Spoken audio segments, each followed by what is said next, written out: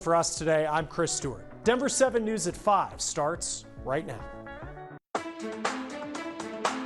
the citizens of Russia, you are not our enemy. President Biden calls for diplomacy and says the U.S. would defend Ukraine from Russia with full force. If Russia decides to invade, that would also have consequences here at home. Ready to help transform Aurora Police. All of this is about the community and making sure that we can build trust between the community. We're getting a one-on-one interview with the head of the agency tasked with that job. Just high clouds out there right now, but that'll change with snow on the way tomorrow. And the governor wants a second term. I'll show you that Colorado's best days are still ahead.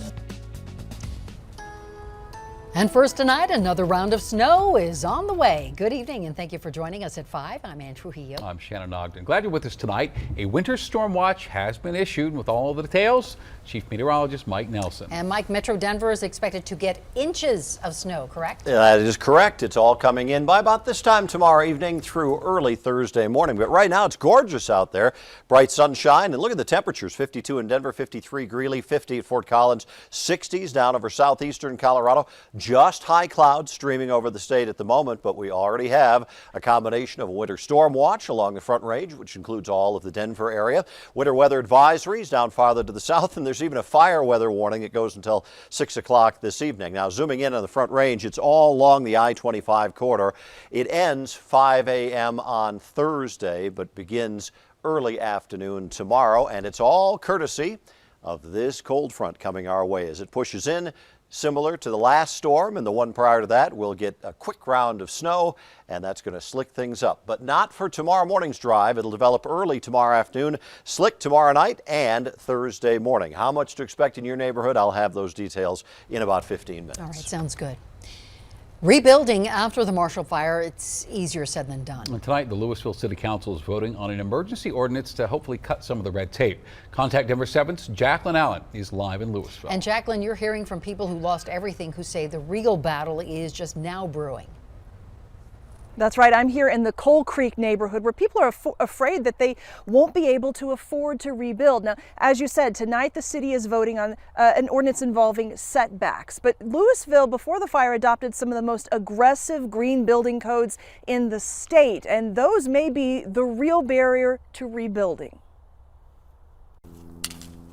And it's just like a needle in a haystack. Sifting through what little is left of his Coal Creek home, Chris Fuller is also looking at the bigger picture. I'm kind of girding myself for the battle ahead. The battle to rebuild is just getting started. Many Louisville residents, already underinsured, worry the city's so-called net zero green building codes will price them out. It is going to be placing, I think, a financial burden that may make the difference in whether some of us can, afford to rebuild. Tonight, Louisville is considering removing roadblocks over setbacks and housing footprints. Net zero is the next debate. Nobody should have to choose between an affordable home and an energy efficient home. Councilman Kyle Brown says the city is working with Excel and other partners to fund some of the costs. In a public letter, Governor Polis promised he would promote funding a sustainable and resilient recovery for your community and others in the future. So far, nothing is set in stone. Do you feel that pressure of a ticking clock? People need to know? Yes,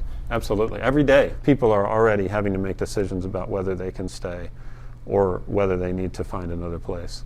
We want to keep them in Louisville. I think my biggest concern right now is that the city has an agenda. Christian Dino is a Louisville architect and general contractor who lost his home. He believes the city's net zero requirements could add up to $100,000 to a rebuild. Seems as though the city is attempting to make costs higher for homeowners to where they can't afford to rebuild. He and many neighbors are pushing to return the building codes to 2018 standards for fire victims, still sifting through their options. For those of us who are having to rebuild, not because we chose to, but because we have to, I think that's a practical thing to do. All right, but here's another catch that we're hearing about. Some insurance companies may actually cover the new codes, so repealing them would hurt some fire victims. Now, tonight, they're voting on the less controversial issue of setbacks. They say it's one step at a time in a long journey for these fire victims. Reporting live in Louisville, Jacqueline Allen, Denver 7. Yes, so many challenges. Thank you, Jacqueline. And families whose homes were destroyed are not the only ones who were displaced by the Marshall Fire. Several communities surrounding the main fire zone were damaged by the smoke and ash, and now they can get help from Boulder County. Those who qualify could receive $2,500 for a household up to 2 people, $5,000 for a household of 3 or more people, and you will need to give proof that you've been displaced due to smoke and ash contamination. Well, tonight Superior opened an assistance center to help businesses impacted by the fire. So the center will have free work and meeting spaces, access to computers, the internet, and other office supplies, and you can find it in the Superior Marketplace off Highway 36 in McCaslin. Boulder County has reopened the Colton Trailhead also today. That's been closed since the fire. Repairs have been made to the signs and the trails. They're still working on replacing the fencing on the trail. Well, President Biden has a new warning to Russia about invading Ukraine. He says Russians are continuing to build near Ukraine's border, even as Russian officials say they're pulling back some of those forces. If Russia attacks Ukraine, it'll be met with overwhelming international condemnation. The world will not forget that Russia chose needless death and destruction. Now, President Biden also reiterated his support for Ukraine and added that he warned of some fallout here at home. I will not pretend this will be painless. We are taking active steps to alleviate the pressure on our own energy markets and offset raising prices. And I'll work with Congress on additional measures to help protect consumers and address the impact of prices at the pump. President Biden ended that address with an appeal for diplomacy, saying he wants to reach a peaceful resolution with Russia. Changes are coming to the Aurora Police Department after years of controversy. And while the controversies didn't begin with the death of Elijah McClain, his case led to the Attorney General stepping in. So now the city has 2 years to address biases and change policies. Both the police and fire departments will also have to change training and hiring practices. Denver 7's CB Cotton talked with the agency head, making sure the changes happen. And she breaks down what comes next on the journey to rebuilding trust. Get down on the ground now!